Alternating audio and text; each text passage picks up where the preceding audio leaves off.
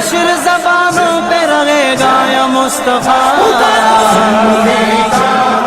ہے یہ عقیدہ آقا ہمارے زندہ ہے۔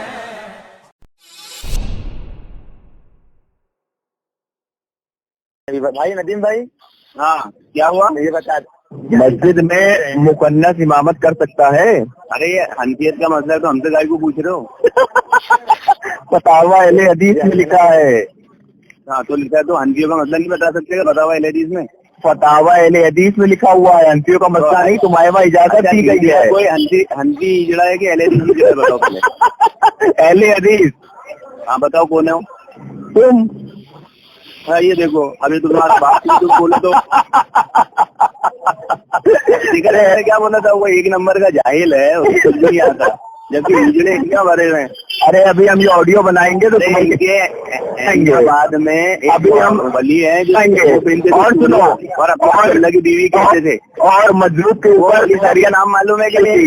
مجلوب کے اوپر شریعت کی قلم، اللہ کا ولی کہتے تھے۔ مجلوب کے اوپر شریعت کی قلم نہیں چلتی، ظاہر مطلق مجلوب کے تعلق سے ہمارے آقا کی حدیث مبارکہ پڑھی ہے، جس میں میرے آقا نے ارشاد فرمایا کچھ ایسے لوگ ہوں گے جن کے بال آلودہ ہوں گے، حتیٰ کہ وہ یہاں تک تمہیں انہیں اپنے چوکھٹ پہ کھڑا ہونے نہ دو، لیکن اگر وہ قسم خدا کی کھا کے کچھ دعا کرتے تو وہ پوری ہو کے رہتی ہے۔ تمہیں مجلوب کے بارے میں نہیں، وہ اپنے آپ کو اللہ کی بیوی کہیں گے؟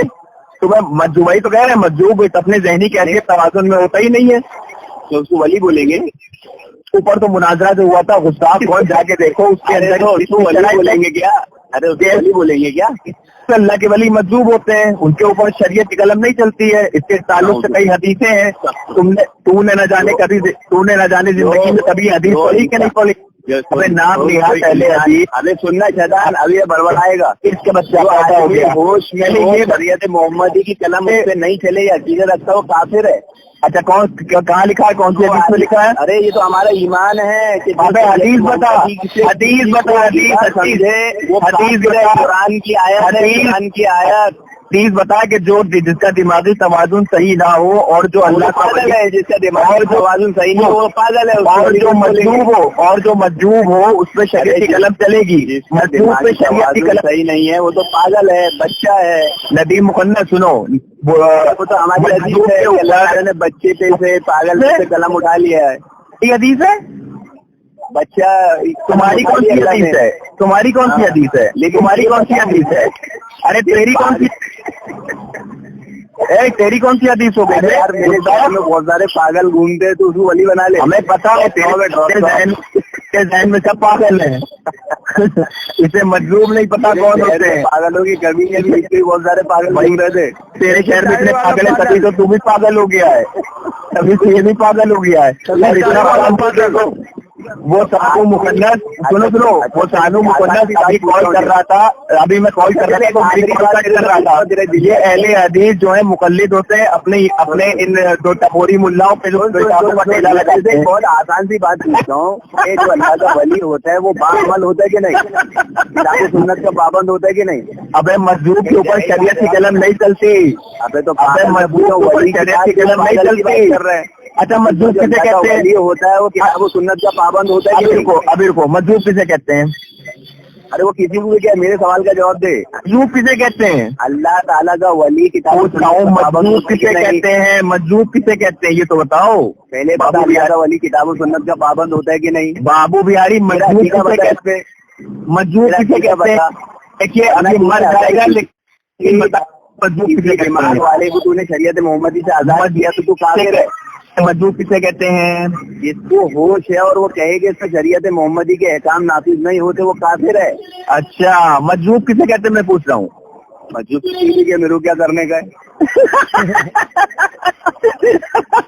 جاہل مطلق کو یہی نہیں پتا، وہ میرے یہاں بہت سارے پاگل گھومتے ہیں تو ان کو لینا۔ صحیح مسلم کتاب نمبر حدیث نمبر 6003 حدیث ہے जिसमें मजदूर का जिक्र आया है, लेकिन इस जाहिल मुतलक को में नहीं पता। इसके रावी हज़रत अबू हुरैरा रज़ियल्लाहु ताला अन्हु, उन्होंने क्या फरमाया कि कुछ ऐसे लोग होंगे जिनके बाल आलूदा होंगे और धूल में आलूदा होंगे, और वो तुम्हारे दरवाजे पे खड़े होंगे, यहाँ तक कि तुम उन्हें पसंद ना करो कि तुम्हारे दरवाजे पे खड़े हो, लेकिन अगर वो अल्लाह की कसम खा के कुछ कहते तो वो पूरी हो के रहेगी। सही मुस्लिम किताब नंबर 32 हदीस नंबर 6351। इस चूतिए को ये नहीं पता कि मजलूब कौन होते हैं। अबे तू कैसा है पहले पलीद है, शरा तू पढ़ जाके, शरा तू पढ़, मैं क्यों पढ़ूं? तू शिया है क्या? कुरान हदीस शरा तू पढ़। अबे शरा के बारे में तो जब मैंने तुझसे याद है क्या कहा था, कुरान हदीस को अपनी अक्ल से समझाएगा। मुशरिकों के वो जो मुसलमान के ऊपर हदीस, जो मुसलमान के ऊपर मुशरिक होने की तहमत लगाएंगे उसके ऊपर वो इसको फिर लौट जाएगा। तूने उसकी शरह पढ़ी थी, तूने उसकी शरह पढ़ी। अच्छा एक मिनट, अच्छा एक मिनट, शिया है कुरान हदीस अपनी अक्ल से समझा रहा है। एक मिनट रुक। ये जो तूने कहा है कि अगर बिना शरह के हदीस बुर्द रखता है क्या मुस्लिम, इमाम नौवी की शरह पढ़ नहीं रहे। एक मिनट रुक, तूने भी कहा कि अगर शरह नहीं पढ़ोगे तो तुम शिया हो जाओगे। ये किस मुहद्दिस ने कहा है? चलो, ये किस मुहद्दिस ने कहा है? हाँ क्या शरह नहीं पढ़ूंगा तो मैं उसके लिए शिया हो जाऊंगा, ये किस मुहद्दिस ने कहा है? तो हमारे अहले सुन्नत का उसूल है, कुरान की आयत है।